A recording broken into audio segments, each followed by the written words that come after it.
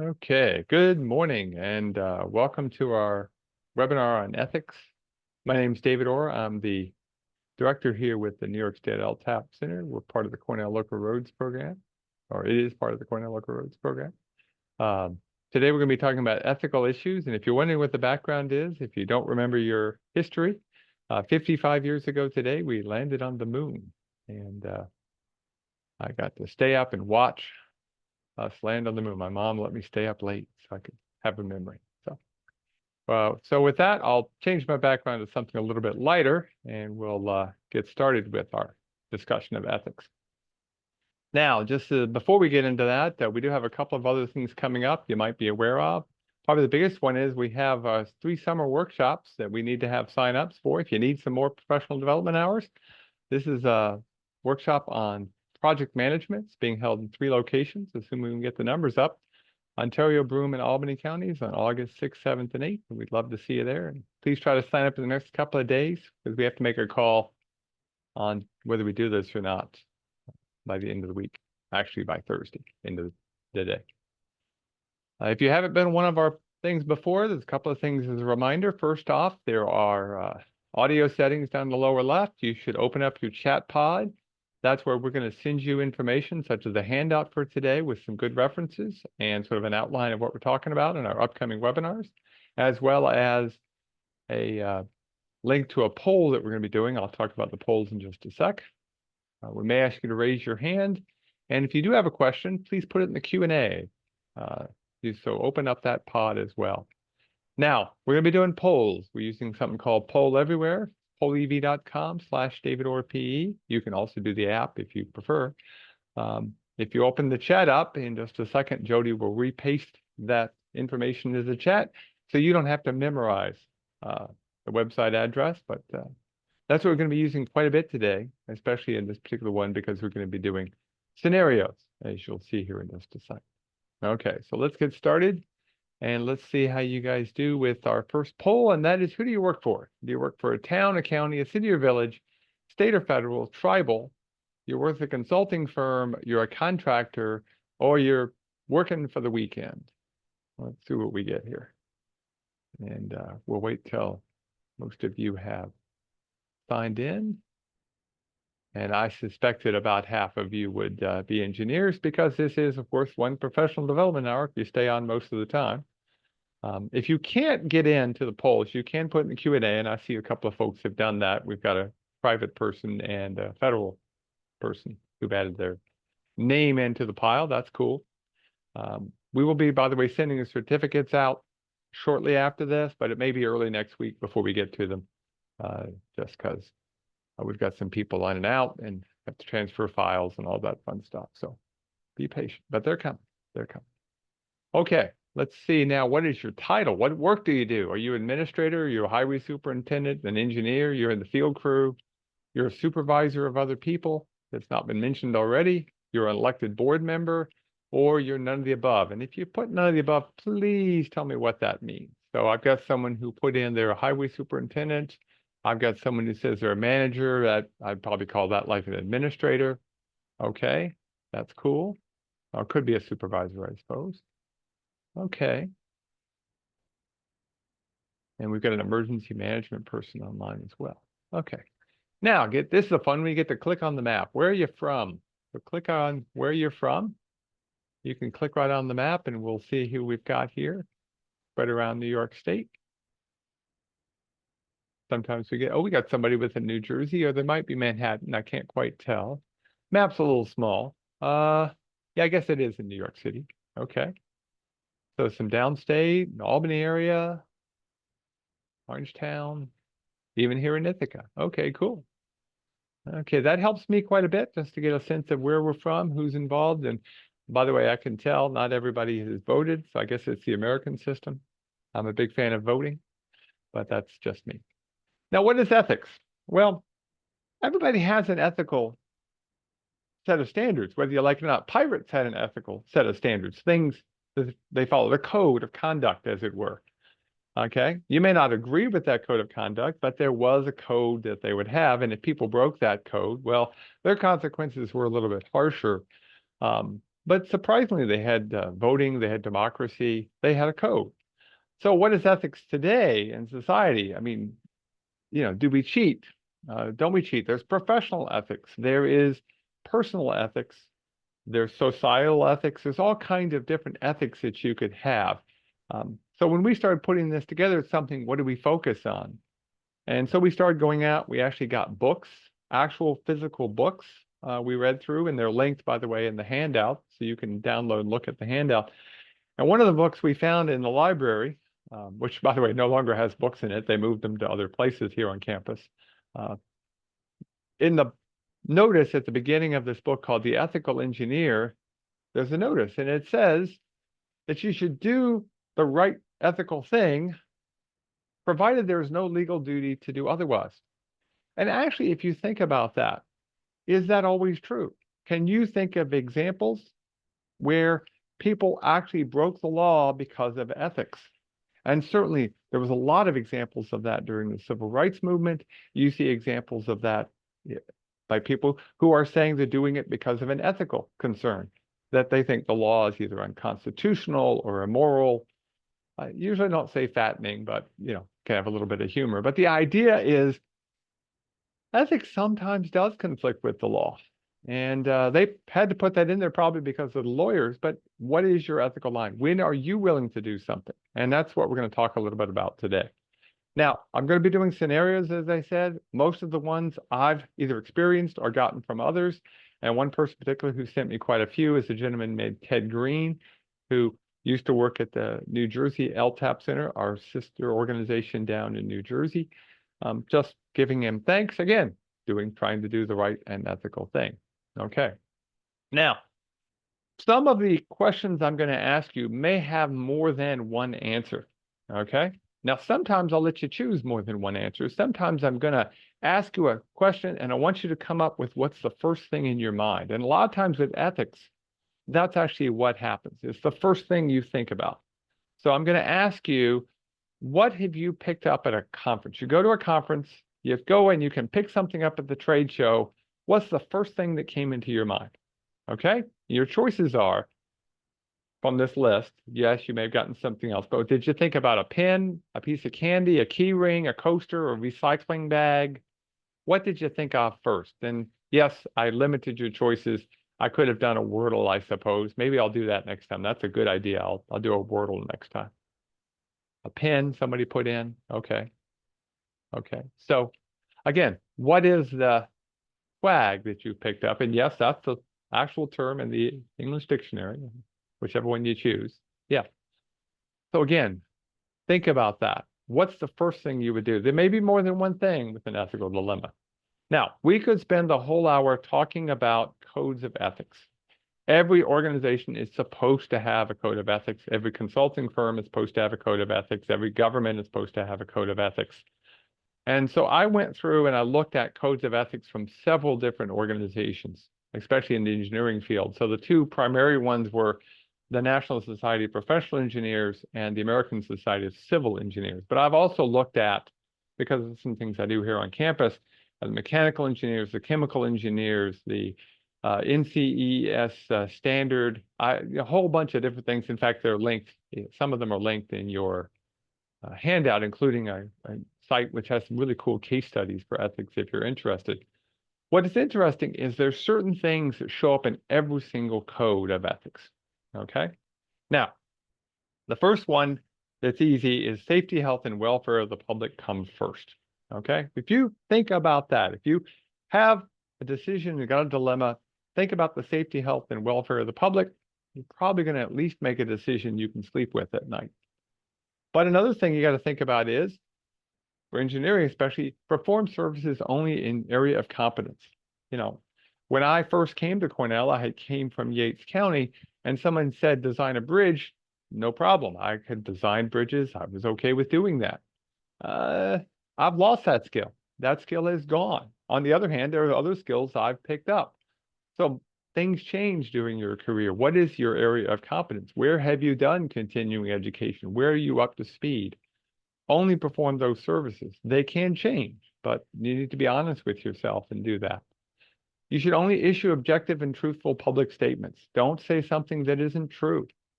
And yet, at the same time, some of these codes say act for your employer or client as a faithful agent or trustee. Now, what happens if somebody says, well, I need you to say this? You've got a conflict. That's where ethics comes in. You have to decide what is more important to you, okay? Is it more important to issue the statement, or is it more important for you to act as your client, for your client? And that can create issues. And of course, at the same time, we're supposed to avoid deceptive acts or conflicts of interest, and we're already creating some if you think about it. Now, the one that I put on here that I think is an important one, and that is uphold and enhance the honor, integrity, and dignity of the engineering profession. Again, shortened form of what's a longer sentence or paragraph. If you look at what professions are trusted, people believe in them, engineering is almost always near the top of the queue. It's almost always one that people believe and trust. And so if you think about that, we want to do things that enhance that integrity. We want to do that by thinking about safety and health. We want to do that by issuing truthful statements. And so when you see things like this, a news release from the Flint city government in Michigan that says Flint water is safe to drink, that makes all of us look bad as engineers, and certainly was not a truthful statement. It was not safe to drink at the time that statement was made. And they're still dealing with the consequences of the lead poisoning that occurred because of the change in their water supply and all the consequences therein. So again, let's think about what ethics are and what your ethical issues are. Now, as I said, everybody's supposed to have ethical policies, including issues about whistleblowers.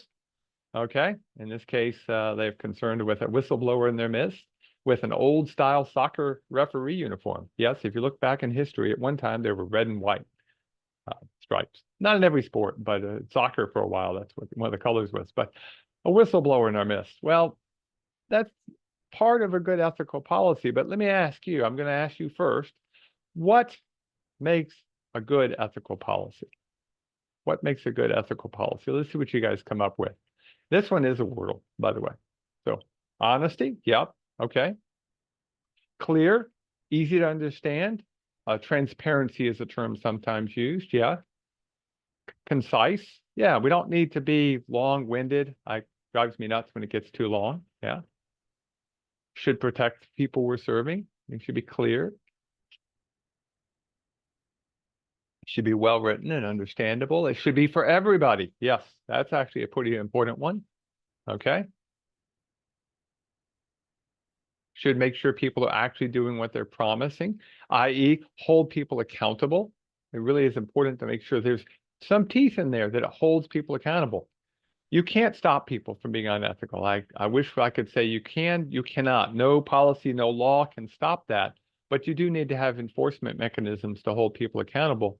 The best policies have some things in to help make them self-enforcing, that people are clear that, hey, doing this is unethical. That tends to help with the self-enforcing characteristic.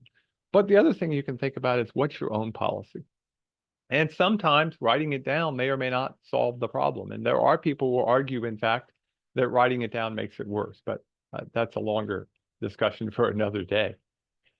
Now, where did this particular presentation come from? It actually came from my undergraduate days. I had a crusty old professor who taught materials. I don't remember him ever talking about materials. He talked about everything else, including ethics. And he said, every one of us will have an ethical dilemma in our career. Now, I'm just going to ask by show of hands, how many of you have had an ethical dilemma in your career? Something where you had to make a decision and think about the ethics. Raise your hand if that's happened to you. Let's see how many of you. Click on this.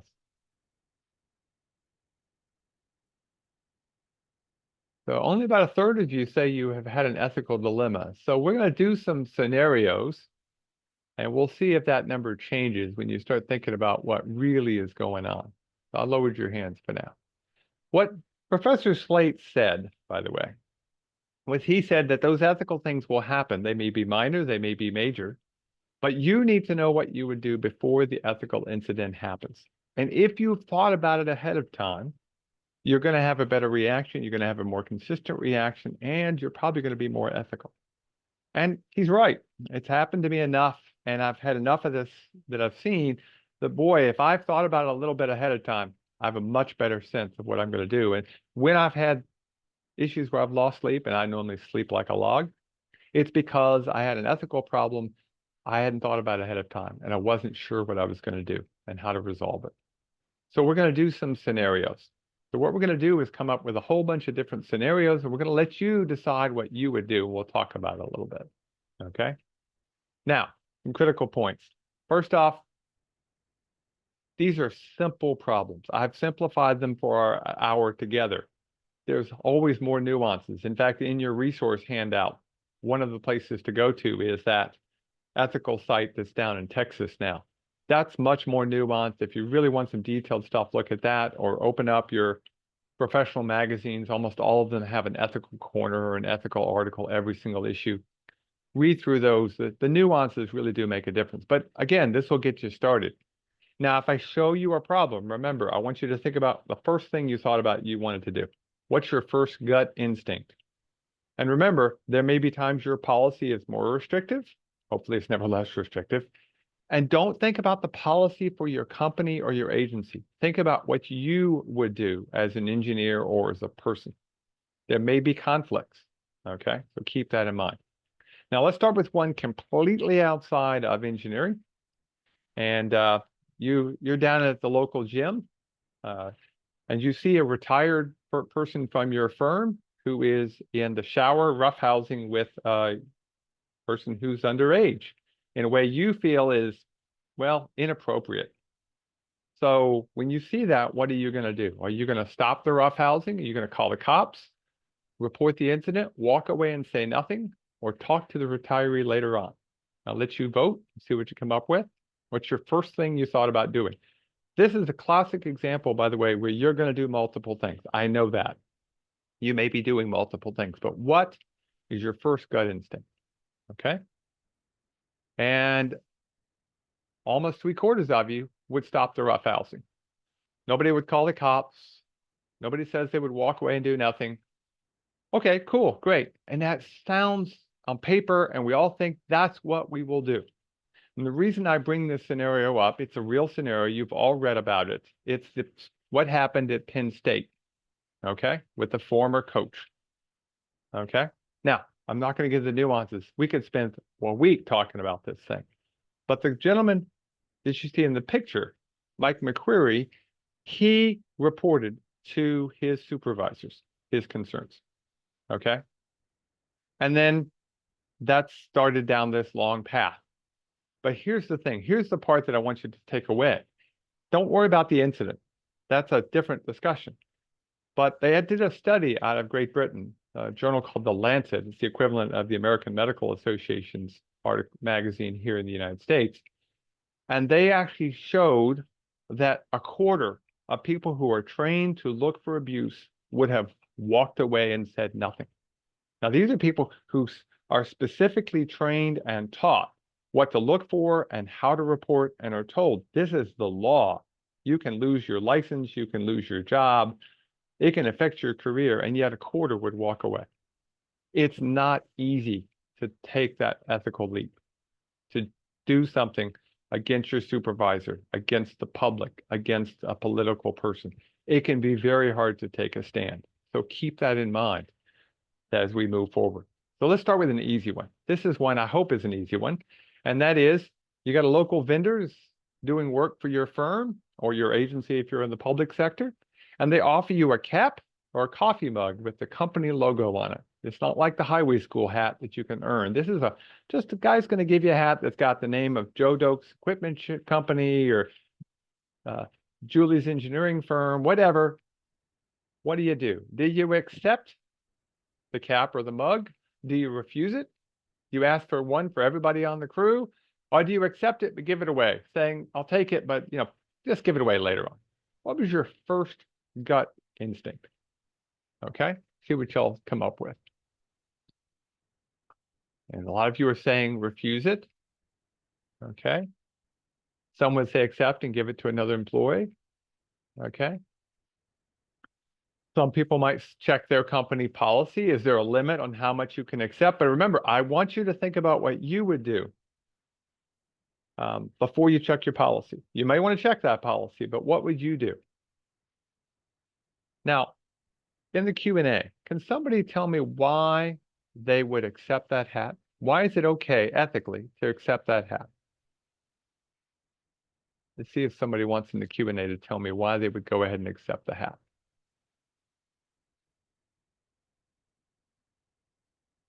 Yeah, there's not really a conflict of interest. It's a hat. You know, it's even today, it's probably $5 to $7, maybe 10 if they've done the special embroidery with the nice flap on the back. Ooh, fancy. Yeah, it's a promotional, it's limited value. Okay? Accepting a single hat is not probably an issue. Okay? I don't worry about it too much. But what is your boundary? What is your line? When would you refuse? If you had a hat from every single company that ever did work for your organization, at some point, are you really, yeah, are you showing favoritism as somebody has put? It is a minor gift. Again, a cap or a mug is not going to change things. You know, the swag you pick up at a conference is not going to change things, but people have to have an ethical line, and we'll come back to that ethical line. You know, what would be a gift that's really too much? And people will change, and we'll talk about that as well. So now I'll get another one. Let's do another one. Again, we're not going to do engineering ones yet. We're purposely starting with some personal ethics or business ethics. You've got a meeting. I'm going to make every one of you a county highway official. Okay, so you now work for the government, and you can say that's a promotion or a demotion. I don't care, but I just want to put the scenario in your head. You work for the government. You need to attend a meeting that's an informational meeting about an upcoming project where you've got a grant from the state, and representatives from the state will be at this meeting as well to talk to the public about what's going on. And it's at the far end of the county, so it's 50 miles away. It's quite a bit of a drive. Okay. You need to both go there. You need to arrive and leave at the same time. But there may be some issues with what's going on with the grant that you have some issues to talk about and some conflicts. So do you drive separately? Do you drive together? Or do you drive but promise no discussion about the project? Let's see what y'all vote for. Drive separately is dominating, as normally happens, by the way, just whenever we do this. But somebody who put in drive together, why would you say driving together is better ethically? Why would that actually be the right answer from an ethical standpoint?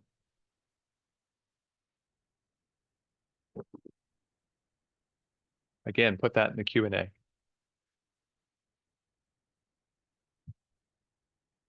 It's probably fine, but it is bad optics.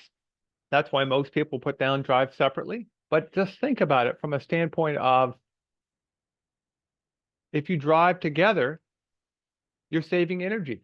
You're both driving, you're spending energy, you're spending money, you're spending, you know, in a lot of ways, the cost of the fuel, pollution, all these things. You can actually argue pretty successfully that driving together ethically is actually the right choice, depending on what your ethical line is. What kind of ethics are you looking at? But there is an appearance. I'm glad nobody chose option 3. You will actually see this in quite a few of these scenarios we're going to go through. I've thrown in one that I don't want you choosing, because there's talk about optics. If you said, oh, we drove together, but we didn't talk about the project, nobody's going to believe you. That just, the optics on that is bad, and you shouldn't do it. Be honest with people. You know, we drove together. We wanted to save a little fuel. We did talk about the project. You want to know what we talked about? We'll tell you. But be honest with people. Don't hide something. That's usually the worst. Okay. And there may be money available, but remember, I want you thinking what you would do, not necessarily what your policy is. I know certain people in certain governmental positions have to drive separately, even when it's not a conflict, even when there isn't the possible issue, when it's just informational meetings. In fact, they're both on the same page, because they want to avoid that appearance. Okay. Now you pull up to a job site. Okay. You're the engineer in charge. You could be government side, you could be private side in this case, but there's a contractor working on this project. Okay. And you show up and you see that several of the people they don't have their hard hats on, okay? They're just not wearing their hard hats or their other PPE that they're supposed to have. And by the way, there's an example of what a hard hat's supposed to do when it gets hit by a tree, okay? So what are you going to do when you show up on a job site and nobody's got on a hard hat? Are you going to walk away? Are you going to tell the worker that doesn't have it on to put it up? Are you going to talk to the contractor? Are you going to try to find the owner of the firm? Okay. So the guy who actually manages and owns the firm, or are you going to pick up the phone and or email over to OSHA/PESH, depending on whether it's a public or private job. So let's see. Most of you are going to tell the contractor, okay? The guy, the crew leader in charge of everything. Okay, that makes perfect sense. Nobody's going to really argue against it. He's probably or she's most likely to get things changed. But if that person's not available, you need to think about what you would do. The one thing you want to be very careful about is just walking away. If you see a problem, do you say something? And who do you say it to? And you may eventually have to talk to multiple people. It might be a case if the contractor blows you off, you have to talk to the owner. If the owner blows you off, then maybe you have to step it up and talk to the Department of Labor or OSHA. So think about what steps you would take, what level of risk is involved, okay? So again, sounds easy to do, but boy, it can be hard. And telling the worker, a lot of times they'll tell you you're number one if you do that, but there are times when that might be the right thing to do. You need to know and think about that, okay? I'm glad nobody chose to walk away. Now you're going to all be bridge inspectors. You know, we inspect bridges every 2 years because of a bridge failure in West Virginia on Christmas Eve, over almost 50 years ago now. So you're out there inspecting the bridge. It's in the winter. Everything is frozen, okay? And so you can't measure possible scour. And the old report, the report from last year, said there was scour, okay? There was a flag. In fact, that's why you're back this year. Every year they check for scour. So you can't measure, it's completely frozen. Are you going to not take any readings? Use last year's values, call the owner, document the frozen condition, or issue an updated flag. What's your first gut instinct when I describe this scenario? What was your first gut instinct?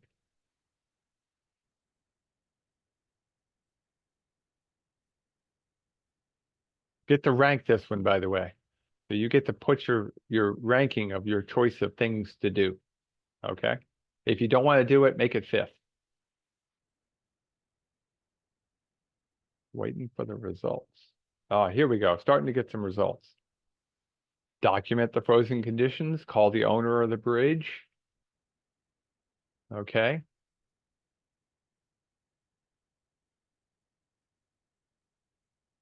I'm glad to see the top two are what they are. That's the key I was looking for. If you think about things you would do, you can't really use last year's values. You can't really issue an updated flag. Don't take any readings actually probably should be number 3 if you think about it, because you can't properly take readings. So you don't want to use last year's values. You don't really want to issue an updated flag. You need to document things, call the owner or the state, depending on the procedures that are involved, and you can't take readings. In this particular case, sadly, the person doing the inspection who oversaw it used last year's reading, issued an updated flag, and didn't let anybody know. They lost their license. They are no longer licensed in New York State. Okay? And justly so. There's procedures in place for this. Okay? Really, there are procedures. If you can't do something, you actually write down and says, hey, I couldn't do this reading. I can't tell you what it's doing now. And there's actually a process in place. In this particular case, knowing the process will make a big difference as well. But think about what you're willing to risk. Using last year's readings, reissuing the flag, there's better ways to do this, okay? Now, let's get for a big prize. I'm going to go back to that conference that you're going to go to. You're going to a conference. In this case, your employer is paying for you to go. So next, we have conferences every year we go to at a national level. And those conferences are paid for with the funds that run the program. So myself and our program manager will be going to a national conference. Let's say they have a raffle at the conference, or you're going to a conference, and they have a prize. And the prize is something big. Let's make it a big screen TV, one of these things that's, can see a schnoz from 5 yards away. Jimmy Durante would be really big. Okay. So you win the raffle. You get the big prize. Well, your name was selected. Are you going to accept the prize and take it home? Are you going to accept the prize and take it to work? Are you going to refuse the prize? Are you going to accept it if you can pay a nominal, a retail price for it, a reasonable price for it? Or are you going to accept it publicly, but then privately turn it back in? Don't want to make the ceremony look bad. Okay, let's see what you guys come up with. I've got a refuse over in the Q&A. Most of you would say accept it and take it home. Some would accept it and take it to work. Okay, and some would accept it publicly and turn it back in later. Okay, for those of you who are accepting it and taking it home, why is that okay ethically? Your employer paid for you to go. Why is that okay?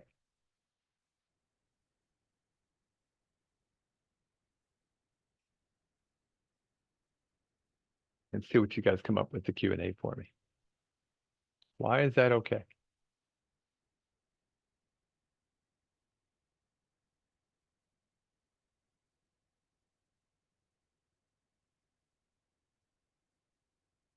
I've got people telling me they're going to take it or refuse it, but nobody wants to be brave enough to tell them why it's okay to take it home. Maybe there's no conflict of interest. Okay, cool. Again, remember that your company might be okay with it. Maybe you need to let your company know. I mean, if they're okay with it, that's cool. But maybe they don't even know about that. Okay, so again, ask yourself, what would you do if somebody put a microphone from the press and said, what are you doing? Could you be okay with that? Which is why I personally would be okay with refusing it, taking it to work. I'm not sure I would ever accept something publicly and turn it back in later. The optics are bad. You don't get any of the benefits. You get all the negatives in this case. I think if you're going to refuse it, by the way, or if you're going to accept it publicly and return it back later, you might be better off to tell the people doing the drawing, don't put my name in. Just say, hey, I don't want to be part of the drawing, and I know people who've done that. Okay. And you're right, it's the whining raffle. I need to change that. So thanks for the check. It's the old joke about how do you get the most comments on Facebook? Make a spelling error. People will find that. Okay, we got a bridge to nowhere. You're out, you're walking around town. You're walking or come across a bridge that has a loose part. Okay, could be a road bridge, or in this case, maybe it's a pedestrian bridge that you're coming across. And it's not you don't think it's a structural issue, but boy, it could be a safety issue. Somebody could sprain an ankle or hurt themselves if something isn't done. So what are you going to do if you're the person out going for that hike and you see this and it's, early in the morning, there's nobody else around, and what are you going to do? In this case, get your fingers out. You can type an answer for me. Let's see what you guys come up with. This one's completely open-ended. What would you do? Notify the owner of the bridge, the municipality, if it's a municipal bridge. Yep. Pick up the phone, figure out who owns the bridge, give them a call. Report it to authorities. Yep. Okay. And maybe call someone to close the bridge, or at least have, report it to the owner. Okay.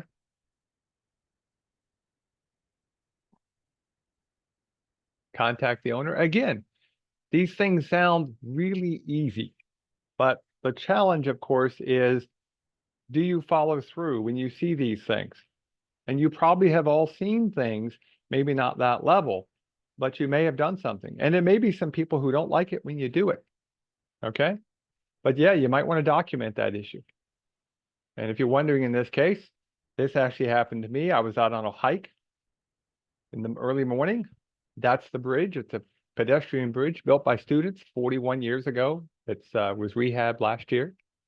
I took some photos, figured out who was managing the bridge. It was a university-owned bridge. And they went out, looked, and they closed it. It was closed for 6 weeks. And there were some hikers who weren't happy with me because there's not a lot of crossings across the creek there.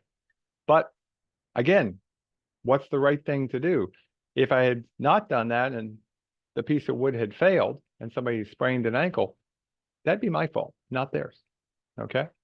So again, think about what you would do. What are your choices? Okay. By the way, it's interesting when I run this scenario for students here on campus, they really have a hard time with it because they haven't thought about these things. So those of us who have experience need to make sure younger people pick up these things before they get the dilemma. They know what to do. Okay, now you're inspecting a job, you're out doing an inspection, and you see the contractor is not quite following the specifications. But what he's doing, when you look at it, you're like, that's a pretty clever idea. It may actually save money in the long run. Okay. So what are you going to do if you see that? Okay. So what he's doing might actually save money. Maybe a different chip style for a chip seal, maybe a different finishing technique for a concrete sidewalk. Again, there's different things he could be doing.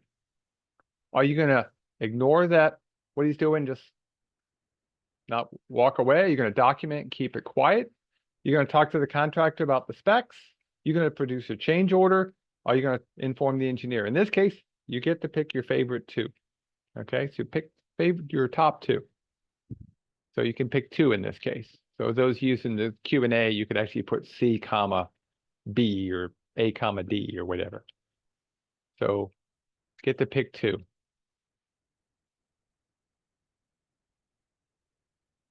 Interesting.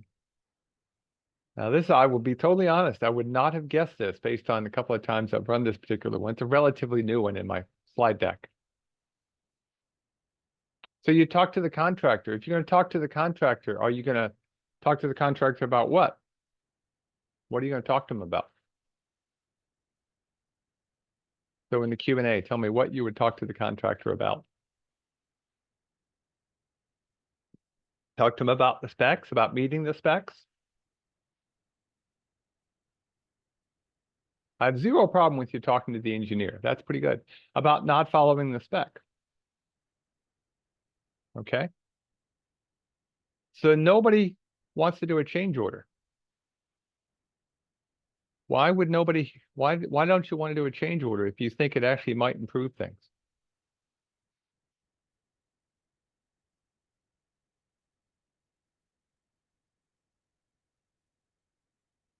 Because change orders cost money, but if it's going to save money in the long run, isn't that the right thing to do?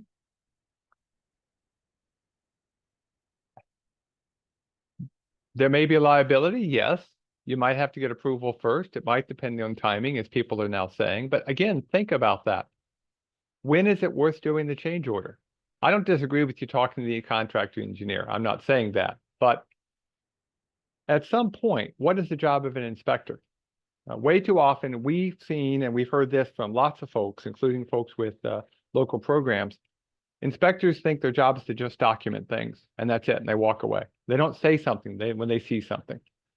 And really, the job of the inspector is to serve whomever they're working for, the client, or in this case, maybe the public. And making things right long-term is sometimes more important than a change order.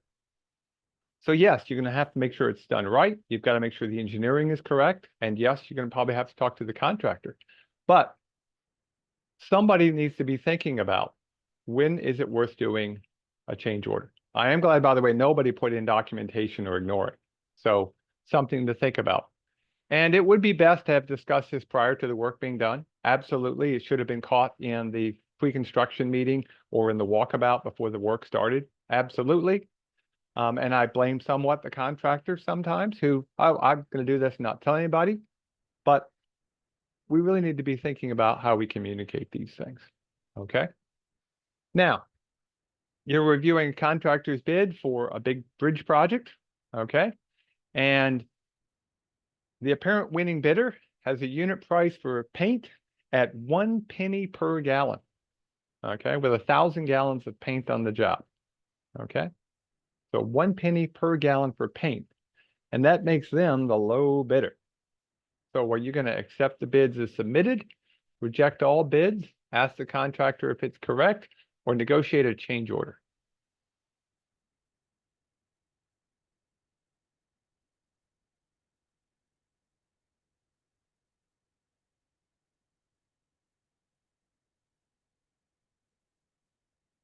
Personally, most of you are putting down that you would ask the contractor if it's correct. Okay? And from a personal standpoint, that's optimum. If it was your own house and you had 3 people to do some rehab work on your house and you looked at it and they were charging only a penny per gallon for the paint, you'd just ask them and say, hey, why are you only charging a penny per gallon? The reason might be, well, we got a bunch of leftover paint. We're trying to get rid of it. It's still good, but we didn't use all of it in the last job and you're getting a bargain. Or it could be they just made a mistake, or they could be shortchanging you and trying to lowball a particular item to win a contract. There's lots of choices out there. What do most policies say about when you're going out to bid for something? Can you ask the contractor if it's correct?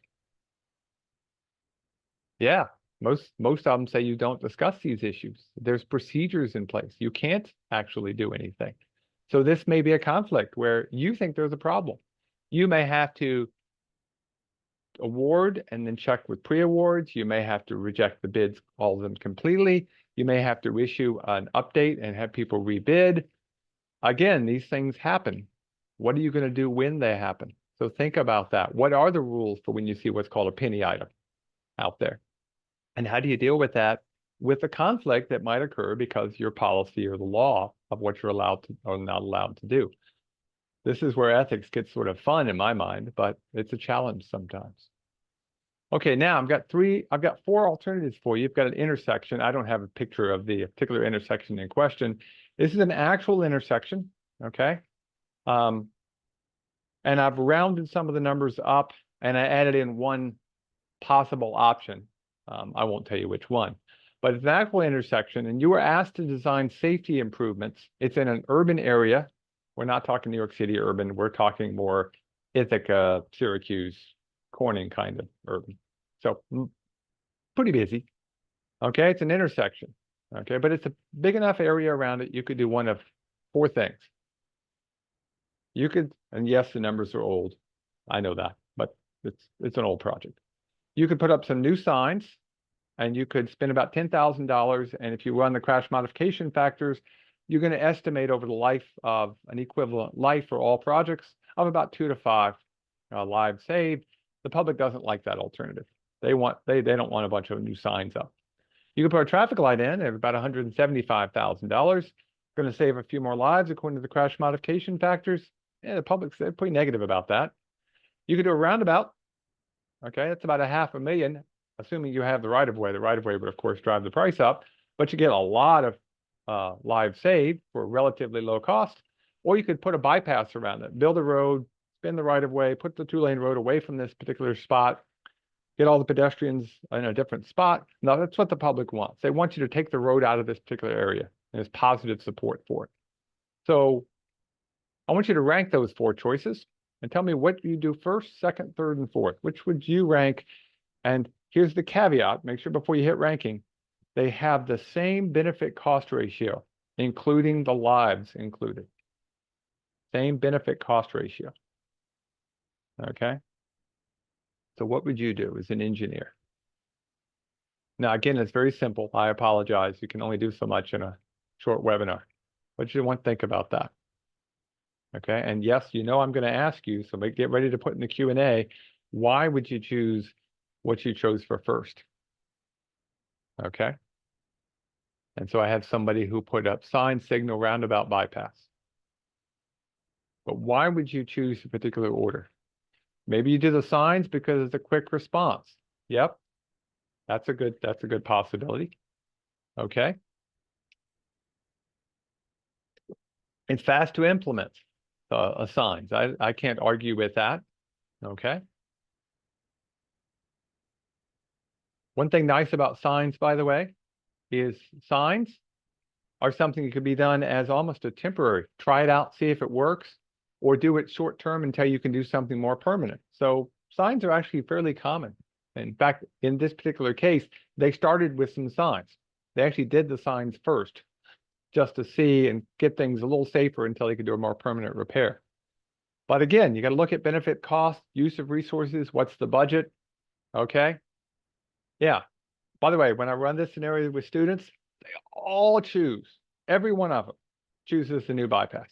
I mean, it's like 90, 95%, sometimes 100%, because they see those lives saved. Oh, we got to save lives, and the public likes it. But you and I both know budgets have to be part of it. And sometimes what the public doesn't understand, they're opposed to, may or may not be the right answer. In fact, in this case, the actual answer was the roundabout. Eventually, they put signs up short term, designed a new modern roundabout. Roundabout went in, and the crash rate went way down. Really worked. But as engineers, we need to understand there may be a opposition. How do we explain that to people? And that's not easy to do sometimes.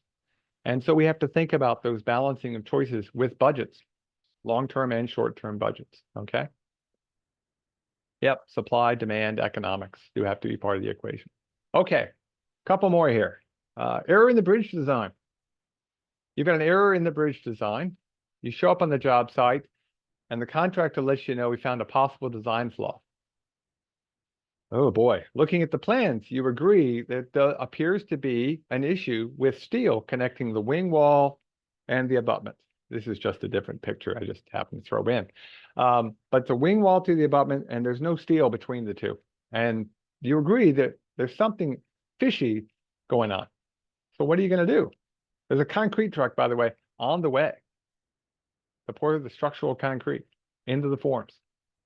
Are you going to shut down that job? Are you going to make a field change, notify the engineer, fire the engineer, or let the pour proceed? And I'm going to let you choose two this time. Shut down the job, make a field change, notify the engineer, fire the engineer, or let the pour proceed. Okay. And I've got shut down the job and notify the engineer on the Q&A side. Okay. I've got notify the engineer. I'm glad nobody said fire the engineer. There may be a reason for it. Okay. So don't assume. What's the risk of making a field change? A few of you chose field change. What's the risk of making a field change? There's two concerns that I've got by doing that. One's ethics, one's legal. You don't know all the facts. There may be a reason for it. There's an ethical choice you have to make. Don't assume something. So until you've spoken with the engineer, really risky. And from a liability standpoint, you've picked up all the liability. If you make a field change, you become the engineer of record, you've picked up all that liability. So be very careful about field changes unless you really understand what's going on in the engineering. I would not do that. I'd much prefer you shut the job down. Okay. I'm glad nobody put down let the pour proceed either, by the way. So that's good. Okay. So good job. Just so you know, by the way, in this particular case, this was a job that happened to me, and they had failed to put it on the drawings. It was actually, interestingly enough, it was in the rebar schedule, the rebar to connect the wing wall to the abutment. It just didn't get to the final drawing. We shut the job down. We used the concrete and some concrete anchors that we had laying around just for that purpose, if we ever had leftover concrete. And we saved 4 yards of, made 4 concrete anchors that day using relatively expensive concrete for a concrete anchor, but it was a bargain for the contractor because we were willing to pay him the cheap concrete price. So he lost a little bit, but not a lot. It was a good balancing act. But again, think about that. And by the way, this is long before cell phones. So I couldn't pick up the phone and talk to the engineer. I had to figure out what to do in the field. So think about that. Okay, I got a couple more here. In this case, you've got another thing you're going on. The design, okay, you didn't do the design. You're just out there inspecting it. You're the EIC, okay?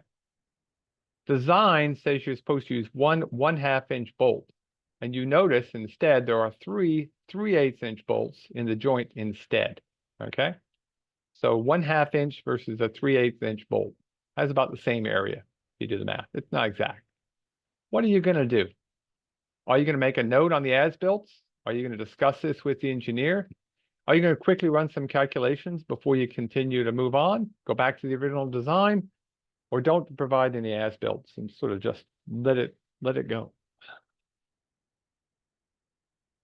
And again, you get 2 choices. And most of you said engineer, which is good. I'm glad to see that. That by far is the first thing. You got to figure out, was there a reason for the 1 bolt versus the 3?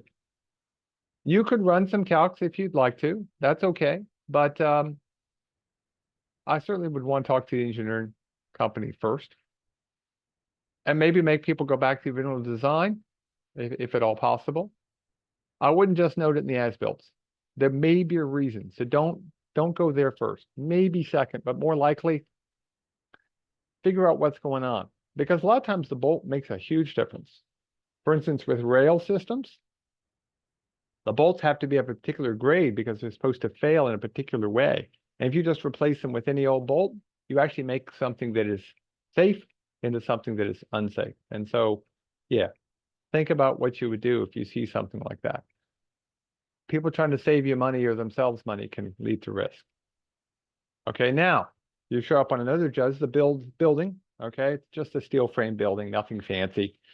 But you know this particular steel frame building has had issues, and other engineering firms have been out there to look at the job, and none of them have certified the work. Nobody will stamp that this project meets the requirements for the town code. After review, you agree this is not acceptable. What are you going to do? Are you going to walk away? Are you going to talk to the contractor? Send a letter to the contractor, a letter to the owner, or a letter to the building inspector? What are you going to do? Okay. What are you going to do? And remember, several firms have been out there before you.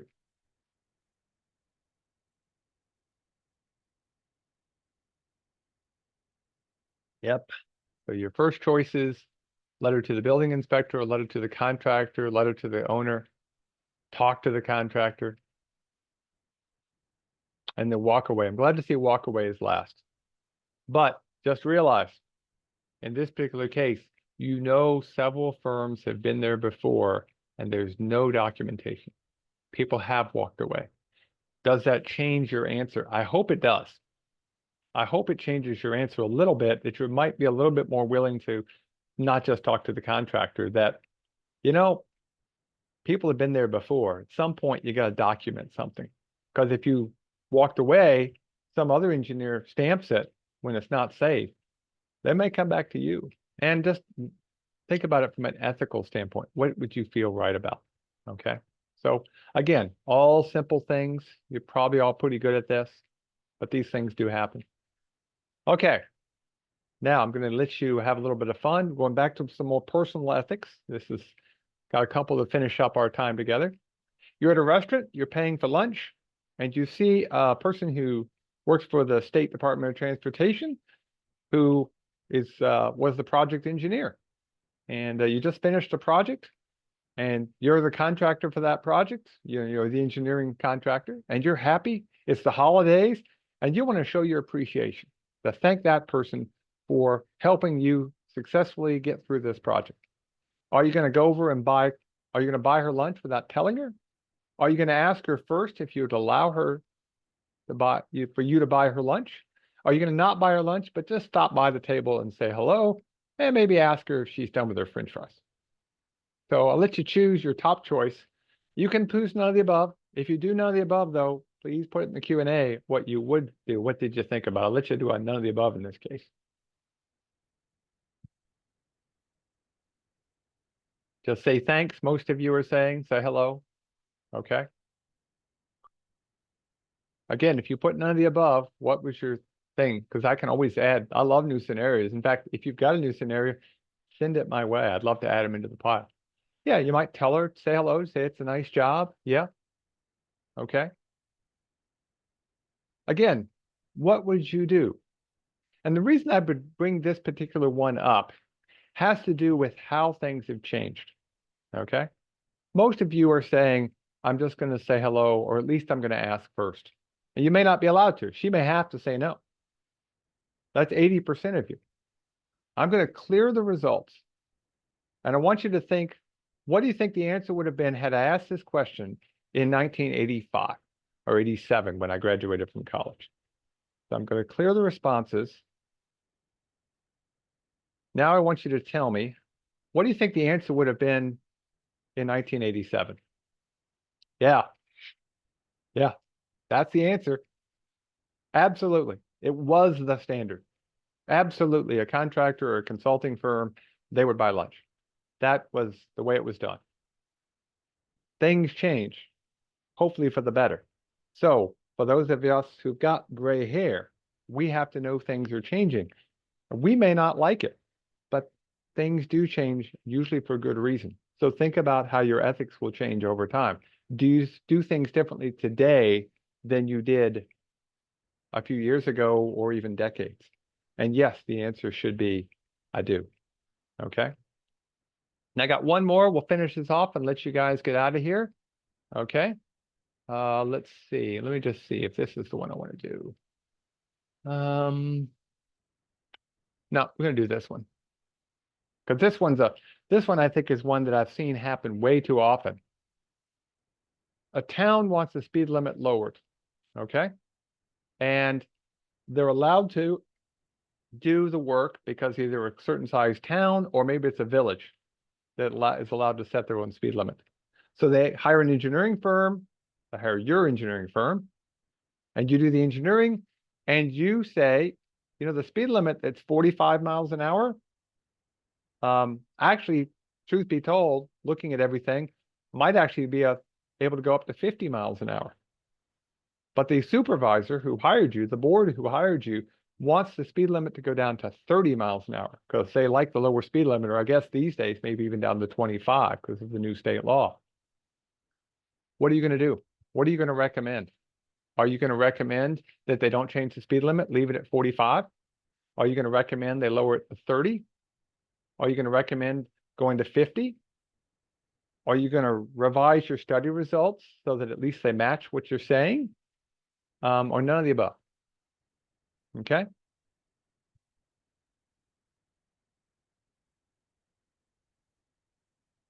What's the risk of lowering it to 30? Why would that be a risky thing to do? I can okay with 45. 45 to 50 is a pretty small change. I don't think I would lose any sleep over that. Some people have in the past said to 50, but those two I can't argue with. But why would you say lowering the speed limit to 30? How do you justify that from an ethical standpoint? And if you did none of the above, what's your none of the above that you're going to do instead? Yeah, 30 might not be appropriate. And my risk of 30 is if you lower it too much, you run the risk of creating a safety hazard. And you also run the risk that you're ignoring the facts that you've collected. If you've collected facts, you've got to follow those facts to some extent. But people, there's a lot of political pressure that's put on people to make sure we get the results we want to get. And that's risky. Okay. So again, you got to look at the analysis. If you're doing the engineering, make sure you follow the analysis. So now I'm going to do my conclusions, but I want you to lower everybody's hands. Only about a third of you raised your hands last time. Now that we've gone through a few scenarios, how many of you have had an ethical dilemma in your career? Raise your hand. Yeah, we're over half of you now. You are going to have an ethical dilemma, whether we like it or not. They may be pretty minor, but there's still things to think about. There are things where you can't be cut and dry. So keep that in mind. Now, if you can think about it before the incident happens, you're going to be better off. Now, the other problem, of course, is even simple problems may have multiple answers. So something we're going to have to think about as we move forward. If I have one thing to walk away with, the easiest thing, if you have a choice and you're not sure what to do, remember, safety, health, and welfare come first. So if you have no other choice, you can always win on that argument. You can always say, I thought safety first. My safety, the people's safety, the company's safety, the public safety. End with a little bit of humor and think about what you would do. This happened to me. I'm walking around campus and it says, notice, all doorstops will be removed on Monday, February 22nd for state fire inspections that are being held on Tuesday, the 23rd. Doors will not be propped open and doorstops will be returned 2-24. I think we have an ethical problem here. What would you do? Think about it. What I did, by the way, is I contacted our building manager because the building was locked, was over the weekend when I saw this, and I told him my concerns. And I said, no, you need to be honest with the stops. And you shouldn't be putting up signs like this. Okay. Stops are there for a reason. Okay. And so you can use the doorstop if you have to during the day, but it's got to be taken out when there's not a person there. And I think that's actually what they did. But again, I can't guarantee it, but I didn't just let it sit. With that, we're at our hour point. I'm going to let y'all go, but any questions, if you can throw them in the Q&A real quick. Otherwise, we're going to say good day. I'm looking for new scenarios, by the way. My goal is to add at least 2 more new scenarios before the next time I run this. So if you've got an own ethical dilemma, email it to us. You can either go on david.orr@cornell.edu or just search for us on the web, and please send me your scenarios we can add to the pile. Thank you very much, and y'all have a great day. Bye-bye.